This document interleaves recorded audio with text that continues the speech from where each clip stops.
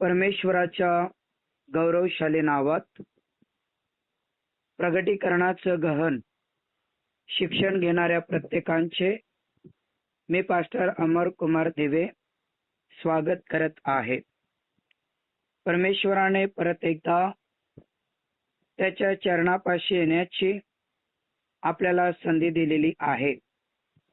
कालच्या संदेशातून आपण पाहिलं की स्वर्गात, पृथ्वीवर, पृथ्वीखाली आणि समुद्रावर प्रत्येक प्राणी आणि त्यातील वस्तू आणि जो राजासनावर बसलेला देव आणि कोकरा यांचा त्यांनी धन्यवाद केला, त्यांचा त्यांनी सन्मान केला, त्यांचा त्यांनी गौरव केला आणि पराक्रम हे युगानुयुग आहे अशा प्रकारची देवाची उपासना, देवाची आराधना केलेली कालच्या संदेशातून आपण पाहिलेलं आहे.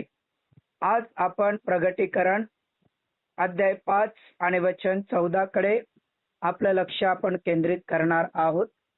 आणि वचन 14 म्हणजे आज 5वा अध्याय आपला संपणार. आणि 5वा अध्याय आपला संपल्यानंतर उद्यापासून जे 7 शिक्क्यांच्या पिढा आहेत त्या कशा प्रकारे या पृथ्वीवर येणार आणि कशा प्रकारे या पृथ्वीवरच्या लोकांचा नाश करणार त्याची सखोल आणि डिटेल माहिती मी तुम्हाला शिकवल्याशिवाय राहणार नाही. तर या 5व्या अध्यायामध्ये आपण राजासन पाहिलं.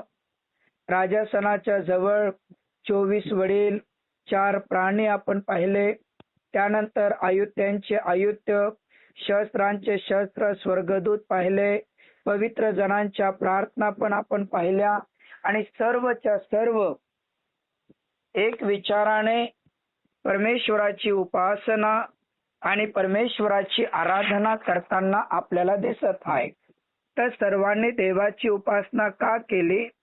तर ज्या देवाने जे लिहिलेलं होतं, ज्या गुंडाळीमध्ये जे लिहिलेलं होतं ते उघडण्यास कोणी समर्थ नव्हतं. आणि म्हणून त्या ठिकाणी योहान रडायला लागला, कारण त्याची उत्कंठा होती की यात देवाने या जगाची काय भविष्यवाणी केली, यात देवाने या जगाबद्दल कोणते शब्द वापरले ते पाहण्याची त्याची खूप उत्कंठा होती. आणि परंतु पृथ्वीवर, स्वर्गात आणि पृथ्वीच्या खाली कोणीच ते शिक्के फोडण्यास आणि गुंडळी उघडण्यास कोणीच तयार नव्हतं. आणि त्यावेळेस एक व्यक्ती उभा झाला आणि 24 वडिलांपैकी तो म्हणाला की योहान, तू रडू नकोस, कारण दाविदाचा सिंह जो प्रभू येशू ख्रिस्त आहे, ज्याने मरणावर विजय मिळवला आणि आपल्या रक्ताने अनेक वंशातील लोक विकत घेतले, तो विजयशाली आहे आणि तो शिक्के उघडण्यास समर्थ आहे. आणि म्हणून त्याने आपल्या हातात गुंडाळी घेतली, तो येशू ते गुंडाळी उघडत आहे.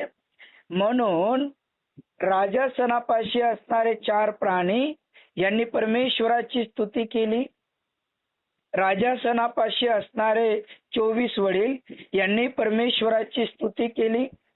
राजासनापाशी असणारे पवित्र जनांच्या प्रार्थना यांनी परमेश्वराची स्तुती केली. आणि आयुत्यांचे आयुत्य आणि शस्त्रांचे शस्त्र असणारे स्वर्गदूत यांनी सुद्धा परमेश्वराची स्तुती आणि प्रशंसा केली. का? कारण प्रभू येशू ख्रिस्त गुंडाळी उघडण्यास आणि वाचून दाखवण्यास समर्थ आहे. म्हणून आज आपण प्रगटीकरणाचं पुस्तक अध्याय 5 आणि वचन 14 कडे लक्ष केंद्रित करत आहे. आणि आजचा माझा विषय आहे देवाच्या पाया पडणे. आजचा माझा विषय काय आहे? परमेश्वराच्या पाया पडणे. तेव्हा ते 4 प्राणी म्हणाले आमेन. आणि 24 वडिलांनी जो सदा सर्व काळ जिवंत आहे त्या परमेश्वराच्या पाया पडून त्याला नमन केलं. आता 4 प्राण्यांनी काय म्हटलं? आमेन. आणि 24 वडिलांनी पाया पडून त्याला काय केलं? नमन. का? कारण स्वर्गात, पृथ्वीवर आणि पृथ्वीखाली आणि समुद्रातील असणाऱ्या प्रत्येकाने वचन 13 मध्ये काय म्हटले होते? धन्यवाद देवा तुझा आहे, सन्मान देवा तुझा आहे, गौरव तुझा आहे आणि पराक्रम तुझा आहे आणि तुझा आहे तुझा आहे तुझा आहे असं ज्यावेळेस स्वर्गाने, पृथ्वीने, पृथ्वी खालच्याने आणि समुद्राने म्हटलं तेव्हा चार प्राणी आमेन आमेन या शब्दाचा अर्थ असंच हो. आमेन या शब्दाचा अर्थ असंच हो आणि असंच हो असं ज्यावेळी चार प्राणी म्हणाले तेव्हा 24 वडिलांनी त्याला नमन केलं, त्याच्या पाया पडून त्याला नमन केलं आणि त्याची स्तुती आणि स्तवन केलेली आपल्याला दिसत आहे. मग हे जे चार प्राणी आहेत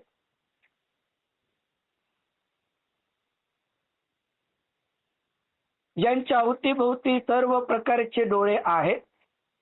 पहिला प्राणी सिंहासारखा दिसतो, दुसरा प्राणी गोऱ्यासारखा दिसतो, तिसरा प्राणी बैलासारखा दिसतो, चौथा प्राणी गरुडासारखा दिसतो आणि हे जे चार प्राणी आहेत यांनी आमेन तर म्हटलंच म्हटलं, पण 24 वडील जे परमेश्वराच्या जवळ आहेत, जे आसनावर बसलेले आहेत, त्यांनी मात्र देवाच्या पाया पडून त्यांना नमन केलेलं आहे. मग 24 वडील जर परमेश्वराच्या पाया पडून त्याला नमन करतात, त्याची उपासना करतात, त्याची आराधना करतात, त्याला पूर्णपणे जर शरण जातात, तर देवाचे प्रिय लोक हो, तुम्ही आणि मी त्याच जिवंत देवाचे लेकरं नाहीत का? तुम्हाला आणि मला त्याच परमेश्वराने पाचारण केलेलं नाही का? मग आपल्याला जिवंत देवाला नमन करणे आणि त्याची उपासना करणे किती महत्वाचं आहे. कारण निर्गमचं पुस्तक अध्याय 20 आणि वचन 3 ते 5 मध्ये स्वतः स्वर्गातील परमेश्वराने आज्ञा दिली आणि 10 आज्ञापैकी पहिली आज्ञा दिली की माझ्या खेरीज तुला वेगळे देव नसावे. आकाशाखाली, पृथ्वीवर आणि पृथ्वीवरच्या जलावर कशाची प्रतिमा करू नकोस, त्याच्या पाया पडू नकोस, त्याला दंडवत घालू नकोस. कारण जो कोणी असं करेल, आई आणि वडिलांच्या अन्यायाबद्दल मी मुलांना 3 ते 4 पिढ्यापर्यंत शासन करत आहे. म्हणजे देवाने सांगितलं की तुम्ही आकाशाच्या पण पाया पडू नका, पृथ्वीच्या पण पाया पडू नका, समुद्राच्या पाया पडू नका आणि कुठल्याही वस्तूच्या तुम्ही पाया पडू नका. कारण मीच एक निर्माण करता आहे, मीच एक निर्माण करता पवित्र देव आहे, मी संपूर्ण जगाचा निर्माण करता आहे आणि म्हणून कशाचीच उपासना करू नका, कशाचीच आराधना करू नका. ही देवाची आज्ञा आहे आणि ती देवाची आज्ञा या 24 वडील जे जुन्या करारातील संतगण आहेत त्यांनी काटोकारपणे पाळलीत आणि ते देवाशिवाय कोणाच्याच पुढे झुकले नाहीत, देवाशिवाय कोणालाच ते शरण गेले नाहीत, देवाशिवाय कोणाच्याच पाया पडले नाहीत. आणि म्हणून आज या ठिकाणी त्यांचं नाव लिहिण्यात आलेलं आहे की 24 वडील परमेश्वराच्या पाया पडून, जिवंत देवाच्या पाया पडून त्याची उपासना आणि त्याची आराधना आपल्याला करताना दिसत आहे. आणि म्हणून तुम्ही आणि मी प्रभू येशूच्या गुप्त आगमनात स्वर्गाच्या राज्यात जाणारे लोक आहोत. प्रभू येशू ख्रिस्त आपल्या स्वर्गदूतांबरोबर तुम्हाला आणि मला घ्यायला येणार आहे. परंतु घ्यायला येण्या अगोदर तुम्ही पृथ्वीवर केवळ परमेश्वराचीच उपासना करता की नाही, केवळ त्याला शरण जाता की नाही, केवळ त्याच्याच पाया पडता की नाही, केवळ त्यालाच तुम्ही धन्यवाद देत स्तवन करत त्याची उपकार स्तुती करता की नाही, हे फार महत्वाचं आहे. कारण प्रत्येक मनुष्याला निर्माण परमेश्वराने त्याच्या पाया पडण्यासाठी केलं, त्याची आराधना करण्यासाठी केलं, त्याचा जय जयकार करण्यासाठी केलं आणि त्याची उपासना करण्यासाठी केलेलं आहे. पवित्र शास्त्रामध्ये 3 प्रकारचे उदाहरण मी तुम्हाला देऊ शकतो की जे परमेश्वराच्या प्रभू येशू ख्रिस्ताच्या पाया पडले. तसे तर भरपूर उदाहरणं आहेत, परंतु सर्व उदाहरणं बसण्यापेक्षा काही मोजके उदाहरण मी तुमच्या पुढे देतो. पहिलं उदाहरण जे आहे ते गद्रेकरचा भूतग्रस्त आहे. आणि मार्क 5, 4 आणि 6 मध्ये जर तुम्ही पाहाल तर हा गद्रेकरचा भूतग्रस्त हा मशानभूमीत राहणारा होता आणि हा रात्रदिवस ओरडणारा होता. वटणीवर आणण्यासाठी गावातील लोकांनी त्याला साखळदंडाने बांधलं, परंतु कडाकड तो साखळदंड तोडत होता. दगडाने स्वतःचे काय म्हणतात हातपाय ठेचत होता आणि कब्रस्थानात ओरडत होता. आणि त्यावेळेस रात्र दिवस त्या ठिकाणी डोंगराळ भागात आरडाओरडा करत होता. सगळा परिसर घाबरून गेलेला होता. आणि अशा ठिकाणी जेव्हा प्रभू येशू ख्रिस्त आला, अशा ठिकाणी जेव्हा प्रभू येशू ख्रिस्त आला आणि येशूला पाहिल्याच्या नंतर मार्क 5 आणि वचन 6 त्याने येशूला दुरून पाहिले आणि तो धावत धावत येशूकडे आला आणि प्रभू येशूच्या पाया पडलेला आहे. हा गद्रेकरचा भूतग्रस्त ज्याला साखळदंडाने बांधत होते, जो दगडाने स्वतःचं शरीर फोडत होतं, तो रात्र दिवस कब्रस्थानात ओरडत होता. लोक घाबरायचे, भीतीच्या वातावरणात होते. अशा भूतग्रस्त सुद्धा प्रभू येशू ख्रिस्ताच्या पुढे नमलेला आहे आणि म्हणाला की मला जर काढायचं असेल तर त्या डुकराच्या कळपात जाण्याची आज्ञा कर. आणि जेव्हा येशूने त्याला डुकराच्या कळपात जाण्याची आज्ञा केली तेव्हा तो पूर्णपणे बरा झाला आणि प्रभू येशूची सेवा करू लागला, प्रभू येशूच्या जवळ राहू लागला. प्रभू येशूला त्याने आपलं जीवन समर्पण केलेलं आहे. प्रेरणी जगामध्ये अशाच प्रकारचे भूत आपल्या अवतीभोवती आहेत. कधी लबाडीचे भूत, कधी निंदा करणारे भूत, कधी शिवीगाळ करणारे भूत, कधी टोचून बोलणारे भूत, असे वेगवेगळ्या प्रकारच्या भूतांनी आपणही वेढलेले आहोत. परंतु ज्यावेळेस आपण आपलं जीवन त्या प्रभू येशू ख्रिस्ताच्या हातात दिलं, त्या जिवंत देवाच्या हातात दिलं, परमेश्वर आपल्याला या सर्व प्रकारच्या कठीण परिस्थितीतून बाहेर काढल्याशिवाय राहत नाही, बाहेर काढल्याशिवाय राहत नाही. आणि म्हणून हा गद्रेकरचा भूतग्रस्त हा जगेल याची कोणालाही शाश्वती नव्हते. परंतु जिवंत देवाबरोबर जेव्हा त्याची भेट झाली, जिवंत देवाचं आणि त्याचं जेव्हा येशू बरोबर दर्शन झालं, बायबल असं शिकवते तो धावत धावत येशूकडे गेला, येशूच्या पाया पडला आणि म्हणाला की हे येशू, भूत सुद्धा येशूच्या पाया पडत आहे. या भूतग्रस्त या व्यक्तीमध्ये सगळ्या प्रकारचे भूत होते आणि ते येशूच्या पाया पडून म्हणत आहे, आम्हाला जाण्याची आज्ञा जर करत असतील तर त्या डुकरामध्ये जाण्याची आज्ञा कर. आणि ते सगळेच्या सगळे भूतग्रस्त अशुद्ध आत्मे निघाले आणि तो पूर्णपणे बरा झालेला आहे, पूर्णपणे बरा झालेला आहे. प्रभूला धन्यवाद, प्रभूची स्तुती, प्रभूची आराधना असो. दुसरी गोष्ट आपण बघणार आहोत आणि ती आहे याईर. ती कोणती आहे? याईराची. कारण आपण जर मार्क अध्याय 5, 22 ते 24 जर तुम्ही पाहात तर याईर हा सभास्थानाचा एक अधिकारी होता. त्याच्या हातामध्ये सर्व प्रकारची सत्ता होती, सगळ्या प्रकारचा अधिकार त्याच्याकडे होता. पण त्याची मुलगी बिमार पडली. त्याने कदाचित या डॉक्टरकडे त्या डॉक्टरकडे सर्व ठिकाणी त्याने औषध उपचार करण्यासाठी आपल्या मुलीला कदाचित त्याने नेलं असेल. सर्व काही करण्याचा त्यांनी प्रयत्न केला, अपयश मिळाला. आणि ज्यावेळेस त्याला प्रभू येशू ख्रिस्ताबद्दल समजलं तेव्हा याईर चालत चालत येशूकडे आला आणि येशूच्या पाया पडून काय म्हणाला बरं? वचन 22 बघा. तेव्हा याईर नावाचा सभास्थानाचा एक अधिकारी आला व येशूला पाहून त्याच्या पाया पडला आणि त्याने आग्रहाने त्याला विनंती केली की माझी लहान मुलगी मरायला टेकली आहे, तिने बरे होऊन जगावे म्हणून आपण येऊन तिच्यावर हात ठेवा. सगळ्यात पहिले याईर देवाकडे आला. नंबर 2, त्याने प्रभू येशू ख्रिस्ताच्या पाया पडल्या.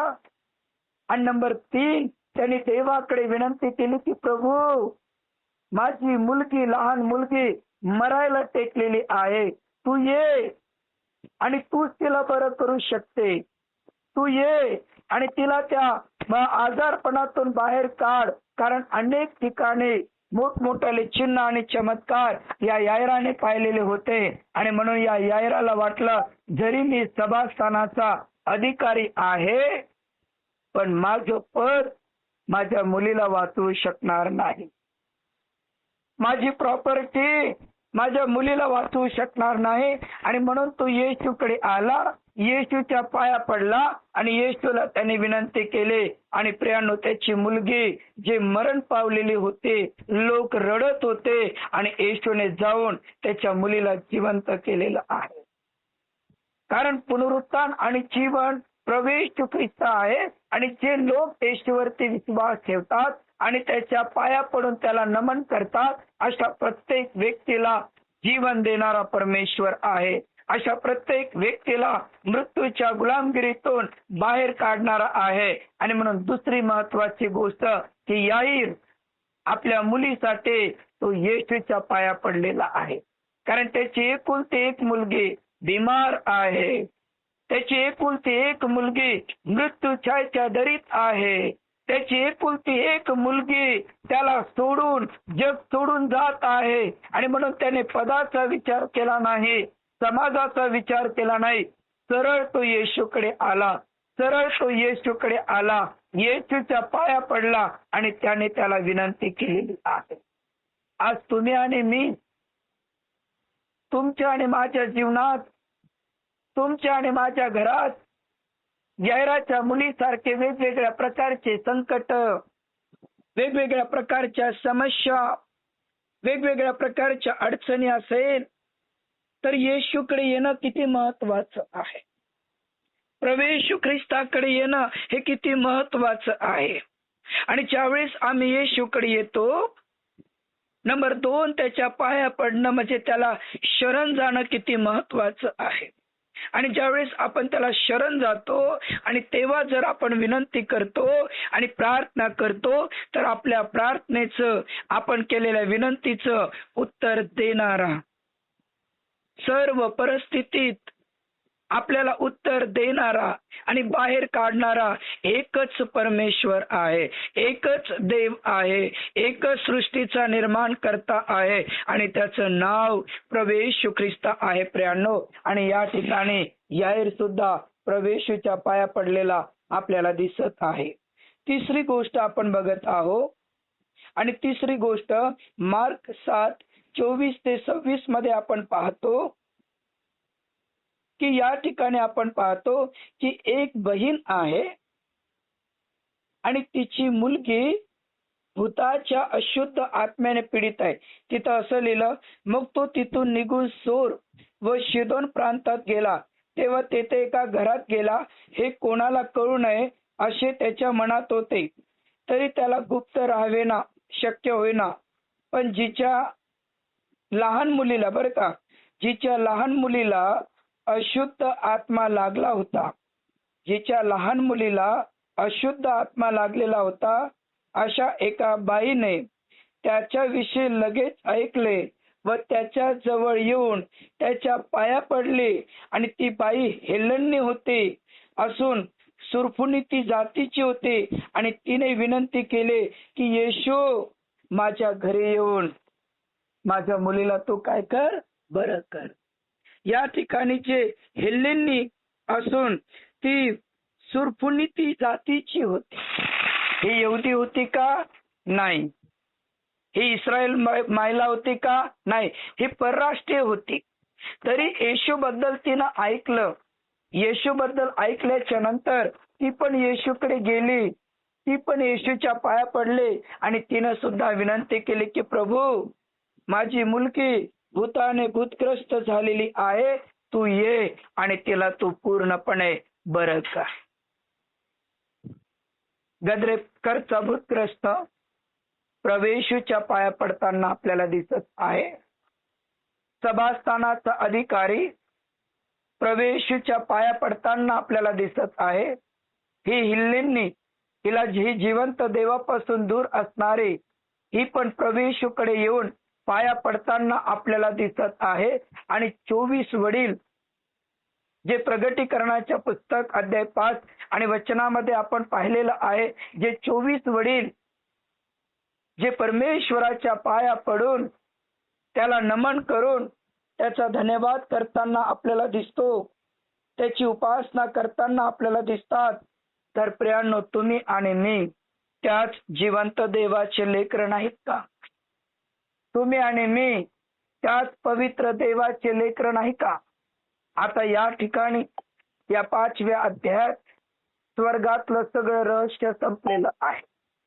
स्वर्गातले दूत पण आपण पाहिले, स्वर्गातले 4 प्राणी पण आपण पाहिले, स्वर्गातले 7 आत्मे पण पाहिले, स्वर्गातले 24 वडील आपण पाहिले, स्वर्गात आयुत्यांचे आयुत्य, शस्त्रांचे शस्त्र, स्वर्गदूत पण आपण पाहिले आणि पवित्र जनांच्या प्रार्थना पण आपण पाहिल्या. आता इथून विषय संपलेला आहे. आता पिढा येणं चालू आहे. परंतु या पिढा येण्या अगोदर तुम्ही आणि मी परमेश्वराच्या राज्यामध्ये जाण्यास पात्र आहो का? तुमच्या आणि माझ्या प्रार्थना जिवंत देवाकडे पोहोचलेल्या आहे का? तुम्ही आणि मी परमेश्वराच्या हातात आपलं जीवन समर्पण केलेलं आहे का? हे अतिशय महत्वाचं आहे. 4 प्राणी त्यांचं काम बरोबर करत आहे, 24 वडील त्यांचं काम बरोबर करत आहे. तुम्हाला आणि मला त्या ठिकाणी जायचं आहे जिथं 24 वडील, जिथं 4 प्राणी आणि जिथं आयुत्यांचे आयुत्य स्वर्गदूत आहे आणि त्यांच्यामध्ये जाऊन त्या जिवंत देवाला पाहायचं आहे. त्या पवित्र देवाला पाहून त्याचा धन्यवाद, त्याची स्तुती आणि प्रशंसा करायची आहे. प्रियांनो, जगात सर्वात मोठे आशीर्वादित लोक तुम्ही आहात, कारण तुम्हाला सत्य समजलेलं आहे. जगात अतिशय मूल्यवान लोक तुम्ही आहात, कारण तुम्हाला सत्य वचन समजलेलं आहे. जगात अतिशय महत्वाचे लोक तुम्ही आणि मी आहो, कारण आपल्याला सत्य देवाचं वचन समजलेलं आहे. आज जगामध्ये लोक अंबानी सारखे, मुकेश अंबानी सारखे, टाटा बिर्ला सारखे, नरेंद्र मोदी सारखे वेगवेगळ्या प्रकारचे कलाकार, हिरो, ऍक्टर लोक लाखो, करोडो करोडो करोडो करोडो करोडो रुपया प्रत्येक दिवशी कमवत आहे. वेगवेगळ्या प्रकारच्या आजाराने या जगातून ते जात आहे. त्यांनी या जगात येताना काय आणलं नाही, या जगातून ते काही नेत पण नाही, फक्त नुसतं पळापळी करत आहे. परंतु तुम्ही आणि मी त्या परमेश्वराची संतान आहो, की या जगातून गेल्यानंतर डायरेक्ट परमेश्वराच्या सानिध्यात स्वर्ग आणि पृथ्वी ज्या देवाने निर्माण केले त्या प्रवेश ख्रिस्ताच्या सानिध्यात राहण्याची तुम्हाला आणि मला संधी आहे. कारण योहान 14:1-3 येशूने म्हटले, तुम्ही आपल्या अंतःकरणात अस्वस्थ राहू नका, माझ्यावर आणि माझ्या पित्यावर विश्वास ठेवा. मी स्वर्गामध्ये तुमच्यासाठी घर बांधतो आणि स्वर्गात घर बांधल्यानंतर मी तुम्हाला घ्यायला येईल. कारण जिथं मी आहे तिथे तुम्ही असावं अशी देवाची, जिथं मी आहे तिथं तुम्ही असावं अशी देवाची इच्छा आहे. आणि म्हणून प्रियांनो, 2026 वर्षापूर्वी जो प्रभू येशू ख्रिस्त तुमच्या आणि माझ्यासाठी घर बांधायला गेला, तो तुम्हाला आणि मला घ्यायला येणार आहे, स्वर्गाच्या राज्यामध्ये नेणार आहे. जगातल्या प्रत्येक गोष्टी महत्वाच्या नाहीत. जगात अन्न, वस्त्र, निवारा असल्यास तेवढ्या तृप्त असा. परमेश्वराच्या वचनाला महत्व द्या, परमेश्वराच्या आज्ञेला महत्व द्या, परत आणि परत प्रार्थना करा. बायबलचं वचन वाचा आणि जिवंत देवाच्या हातात आपलं जीवन तुम्ही समर्पण करा प्रियांनो. कारण आकाश आणि पृथ्वीचा निर्माण करता परमेश्वर स्तुती स्तवनात बसणारा आहे. आणि ज्यावेळेस तुम्ही आणि मी परमेश्वराच्या पाया पडतो, त्याला नमन करतो, त्याला शरण जातो आणि उपकार स्तुतीचे आणि धन्यवादाचे गीत गातो आणि त्याचा जय जयकार करतो, परमेश्वर अधिक आणि अधिक अधिक आणि अधिक आपल्याला आशीर्वाद देतो. कब्रस्थानात असणारा भूतग्रस्त येशूच्या पाया पडत आहे. सभास्थानाचा अधिकारी असणारा याईर हा श्रीमंत व्यक्ती येशूच्या पाया पडत आहे. हेलेनी स्त्री जी देवापासून दूर होती, ती देवावर विश्वास ठेवून येशूच्या पाया पडत आहे. तर तुम्ही आणि मी परमेश्वराचे निवडलेले लोक नाहीत का? तुम्ही आणि मी परमेश्वराने वेगळे केलेले लोक नाहीत का? मग तुमचं आणि माझं कर्तव्य त्या जिवंत देवाच्या सानिध्यात येणं आणि त्याचा जय जयकार करणं आणि त्याची उपासना करणं आहे प्रियांनो. ख्रिस्त विरोधकाचा काळ येईल आणि ख्रिस्त विरोधक अनेक लोकांना स्वतःला पाया पडायला लावल. ख्रिस्त विरोधक अनेकांचे छळ करून म्हणतील की मीच देव आहे, माझ्यावर विश्वास ठेव. अशा परिस्थितीत तुम्ही काय कराल? अशा कठीण परिस्थितीत तुम्ही काय कराल? आणि ख्रिस्त विरोधकाचा काळ येण्या अगोदर प्रभू येशू ख्रिस्त येणार आणि तुम्हाला आणि मला घेऊन जाणार आणि 7 वर्ष आपण देवापाशी राहणार. आणि मग ख्रिस्त विरोधकाचा 7 वर्षाचा काळ राहणार आणि 3.5 वर्ष पिढेचे काळ आणि त्यानंतरचे 3.5 वर्ष महापिढेचे काळ राहणार आणि त्यानंतर आपण स्वर्गातून परत पृथ्वीवर येणार आणि 1000 वर्ष आपण राज्य करणार. या गोष्टी तर मी येत्या दिवसात तुम्हाला शिकवणारच आहे. परंतु आता देवाला नमन करणं, देवाच्या पाया पडणं, देवाच्या जवळ स्तुती स्तवन घेऊन जाणं. कारण बायबल सांगते जो अश्रुपूर्ण नेत्रांनी पेरणी करतो तो हर्षाने कापणी करेल. अशा जिवंत देवाकडे तुम्हाला आणि मला यायचं आहे आणि त्याला नमन करून त्याच्या पाया पडायचं आहे. प्रभू या लहानशा वचनातून आम्हा प्रत्येकांना आशीर्वादित. चला यावेळेस आपण आपले नेत्र बंद करूया. परमेश्वराच्या हातात आपण आपलं जीवन समर्पण करूया. तो राजांचा राजा आहे, तो प्रभूंचा प्रभू आहे. तो आकाश आणि पृथ्वी, समुद्र आणि तारे या सर्वांचा निर्माण करता परमेश्वर आहे. आकाश त्याला नमन करतो, पृथ्वी त्याचा जय जयकार करतात. तुम्ही आणि मी त्याच परमेश्वराची संतान, त्याच जिवंत देवाचे लेकर आहोत. आपल्याला सुद्धा परमेश्वराच्या पायाजवळ जाऊन, त्याच्या जवळ जाऊन त्याची उपासना करणे, त्याची आराधना करणे महत्वाचं आहे. धन्यवाद येशू, धन्यवाद येशू, धन्यवाद येशू. सिस्टर सोफिया प्रार्थना करा.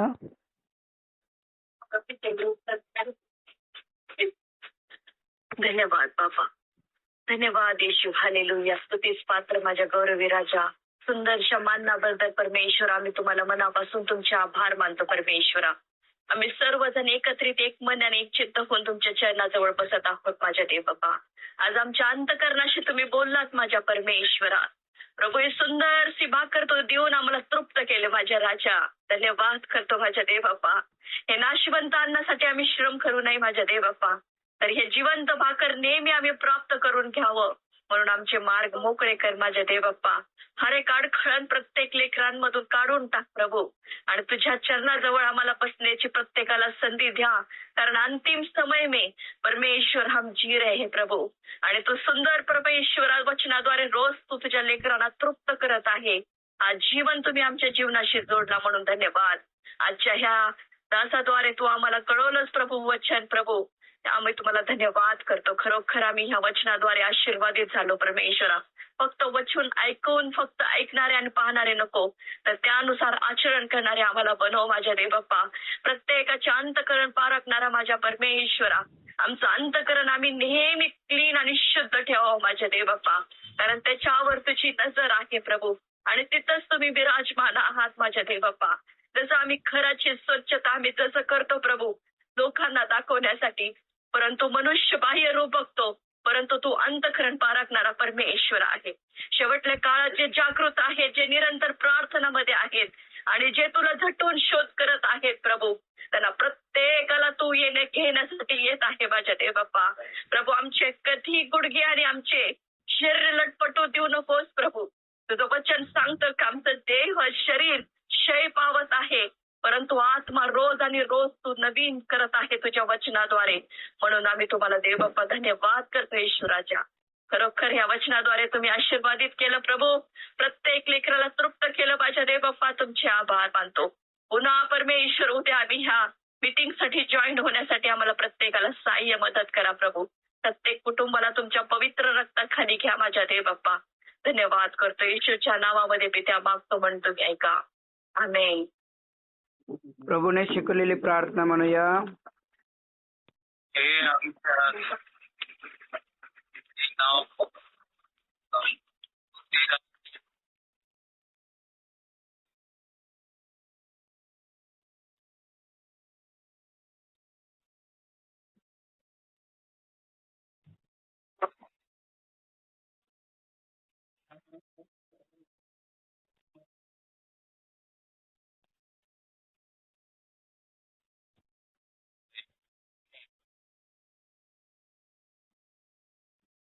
शेवटचा आशीर्वाद द्या पास्टरजी.